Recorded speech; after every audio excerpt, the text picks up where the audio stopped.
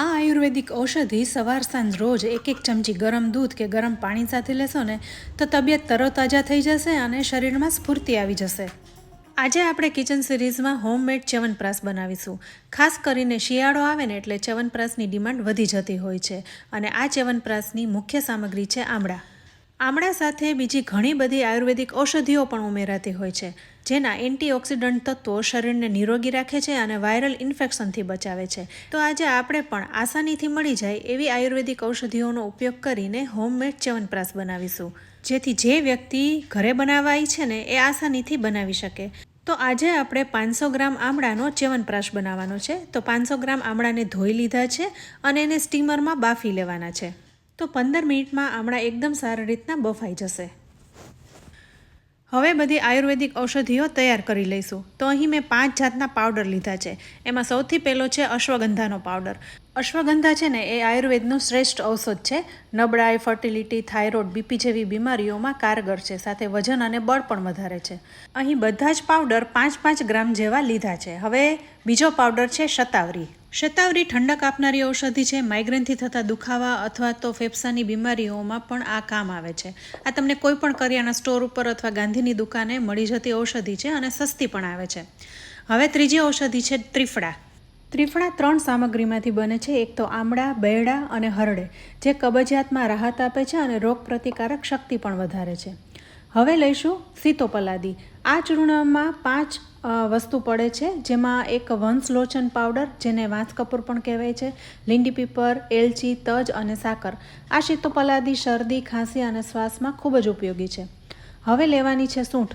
સૂંઠ પણ શરદી ખાંસીમાં રાહત આપે છે. સાથે ઘરે બનાવી એકદમ સરળ છે. અત્યારે આદું ખૂબ જ સરસ આવતું હોય છે, તો તમે એના નાના ટુકડા કરીને તડકે સૂકવી મિક્સરમાં દળી લો તો સૂંઠ તૈયાર થઈ જાય છે. તો આ બધું આપણે પાવડર ફોર્મમાં લીધું છે, જે કોઈ પણ મેડિકલ સ્ટોરમાં અથવા આયુર્વેદિક દુકાને અથવા કરિયાણાની દુકાને પણ મળી જશે. હવે બીજી આખી ઔષધિમાં 3 ગ્રામ જેવી લીંડી પીપર લીધી છે.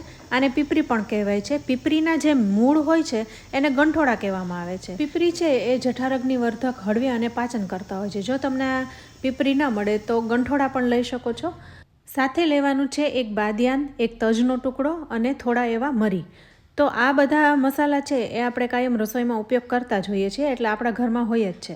તો આ બધા મસાલા સાથે 5 એલચી અને એક મોટો એલચો લેવાનો છે. એલચો પણ તમને આસાનીથી કોઈ પણ કરિયાણા સ્ટોર ઉપરથી મળી જશે.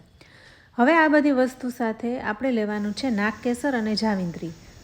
નાગકેસર છે એ મરી જેવા દેખાતા હોય છે, ઠંડુ હોય છે અને એમાં શરીરની જે ખોટી ગરમી હોય એને દૂર કરવાનો ગુણ રહેલો છે.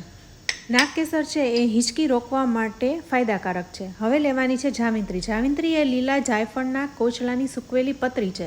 જાયફળ પાકે ને ત્યારે એની ઉપરની છાલ ફાટી જાય છે, એટલે આ જાળીદાર છાલને જાવિત્રી કહેવાય છે, જે સુગંધી હોય છે, જાયફળ જેવી જ હોય છે. તો આજે આપણે જાયફળના બદલે જાવિત્રી લઈ લઈશું. એના ઘણા બધા ફાયદા છે. સાથે 10 થી 15 તાંતણા કેસરના લઈશું. તો અહીં આપણે આ બધી ઔષધિ લઈ લીધી છે. હવે સાથે લેવાનો છે ગોળ. તો અહીં ગોળનો મેં પાવડર લીધો છે. હવે કેટલા ગ્રામ લઈશું એ હું વિડીયોમાં આગળ જણાવીશ. ચ્યવનપ્રાશ બનાવવા માટે ખાંડ, સાકર અને મધનો પણ ઉપયોગ થતો હોય છે, પણ આજે હું ગોળમાં બનાવીશ અને ગોળનો પાવડર લીધો છે.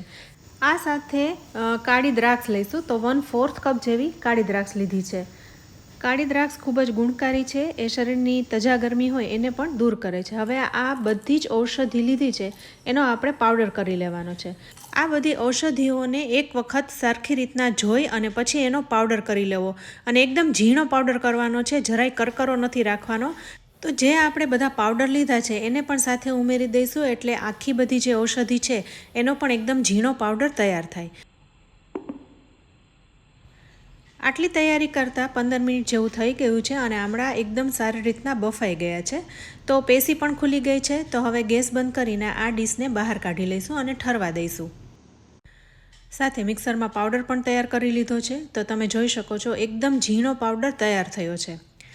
તો હવે આને એક બાઉલમાં કાઢી લઈશું. આ ટોટલ 4 ચમચી જેવો પાવડર તૈયાર થયો છે. આ પાવડર ઝીણો જ છે એટલે ચાળવાની જરૂર નથી. હવે મિક્સર જારમાં આપણે દ્રાક્ષને દળી લેવાની છે, એટલે કે એનો પણ ભૂકો કરી લઈશું. કાળી દ્રાક્ષને મિક્સરમાં પીસી લઈશું એટલે પેસ્ટ જેવું થઈ જશે, પણ કાળી દ્રાક્ષમાં બી હોય છે એટલે એકદમ લીસી પેસ્ટ થાય એવું તમારે તૈયાર કરવાનું છે. તો અહીં દ્રાક્ષ પણ પીસાઈ ગઈ છે. હવે આપણે આમળાને પીસવાના છે. દ્રાક્ષ અને પાવડર તૈયાર કરી લીધા પછી આમળા ઠરી ગયા છે અને દરેક પેશી ખોલી ઠળિયાને કાઢી આમળાને મિક્સરમાં લઈ લઈશું અને એકદમ ઝીણી પેસ્ટ તૈયાર કરી લેવાની છે. આ ચ્યવનપ્રાશ બનાવવામાં એકદમ તાજા આમળાનો ઉપયોગ કરવો. જો બહુ રેશાવાળા હોય ને તો જારીથી ગાળી લેવી જેથી રેશા ન આવે. તો અહીં આમળાની પેસ્ટ તૈયાર થઈ ગઈ છે. હવે આપણે ચ્યવનપ્રાશ બનાવવાનું શરૂ કરીશું. તમે જોઈ શકો છો એકદમ સ્મૂથ પેસ્ટ થઈ છે. હવે કડાઈમાં 2 મોટા ચમચા ભરીને ઘી ઉમેરીશું. એટલે એપ્રોક્સિમેટ 7 ચમચી જેવું ઘી થાય છે. અહીંયા મેં ગાયનું ઘી લીધું છે. ચ્યવનપ્રાશ બનાવવામાં ગાયના ઘીનો ઉપયોગ કરવો. હવે કડાઈમાં ઘી ગરમ થઈ જાય એટલે જે આપણે આમળાની પેસ્ટ બનાવીને રાખી છે એ પણ સાથે ઉમેરી સાતળી લેવાની છે. આમળામાં હજુ ઘણું ખરું મોઇસ્ચર છે એટલે એ આપણે બાળવાનું છે. તો હવે સતત મિક્સ કરતાં પેસ્ટને સાતળી લેવાની છે. થોડું ઘણું મોઇસ્ચર બળી જાય પછી આપણે એક પછી એક બધા મસાલા ઉમેરતા જવાનું છે. અહીંયા આમળાની પેસ્ટને સતત મિક્સ કરતા રહેવાની છે જેથી નીચે ચોંટી ન જાય. હવે 5 થી 6 મિનિટ થઈ ગઈ છે તો સૌથી પહેલાં દ્રાક્ષને આમળાની પેસ્ટમાં મિક્સ કરી લઈશું. દ્રાક્ષની પેસ્ટ જેમ ગરમ થતી જશે ને એમ એકદમ સોફ્ટ થતી જશે અને આમળામાં મિક્સ થઈ જશે. અત્યારે વાતાવરણમાં ઠંડી છે એટલે પેસ્ટ એકદમ જામી ગઈ છે એટલે ધીરે ધીરે ગરમ થશે એટલે આમળામાં મિક્સ થઈ જશે અને આમળાની પેસ્ટનો કલર એકદમ બ્રાઉન થઈ જશે.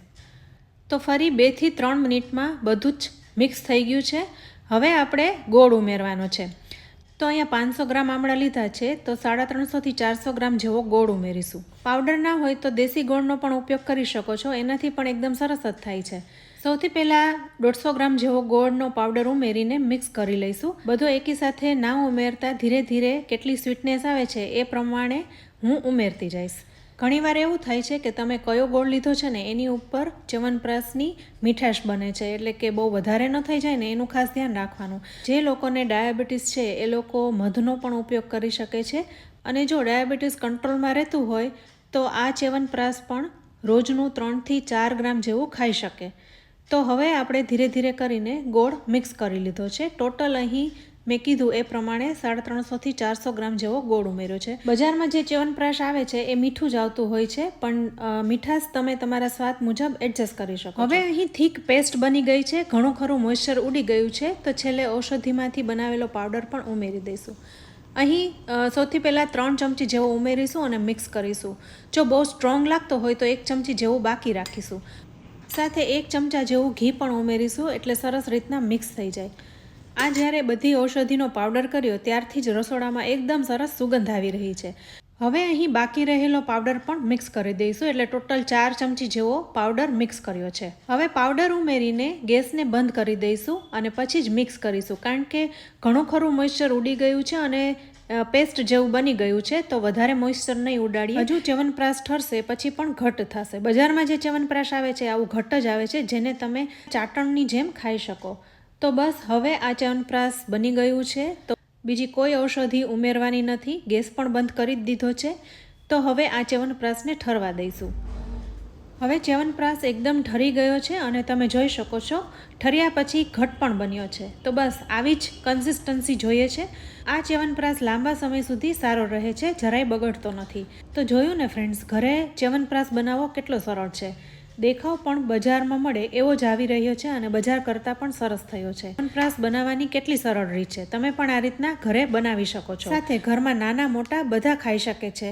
સવાર સાંજ રોજની 1-1 ચમચી ગરમ દૂધ કે ગરમ પાણી સાથે લેશો ને તો અનેક ફાયદા મળશે અને તબિયત તરોતાજા થઈ જશે. આ ચ્યવનપ્રાશને બનાવી ઠરી જાય પછી કાચની બરણીમાં ભરી લેવો જેથી લાંબા સમય સુધી એવો ને એવો રહેશે. તો ફ્રેન્ડ્સ, જો તમને આજના આ ચ્યવનપ્રાશની રેસીપી સારી લાગે ને તો વિડીયોને લાઇક અને શેર કરજો. સાથે અમારી ચેનલ કિચન સિરીઝને સબસ્ક્રાઈબ કરી લેજો. અમારા ફેસબુક પેજને લાઇક કરી ફોલો કરી લેજો. તો ફરી મળીશું આવી એક ઉપયોગી રેસીપી સાથે. ત્યાં સુધી આવજો.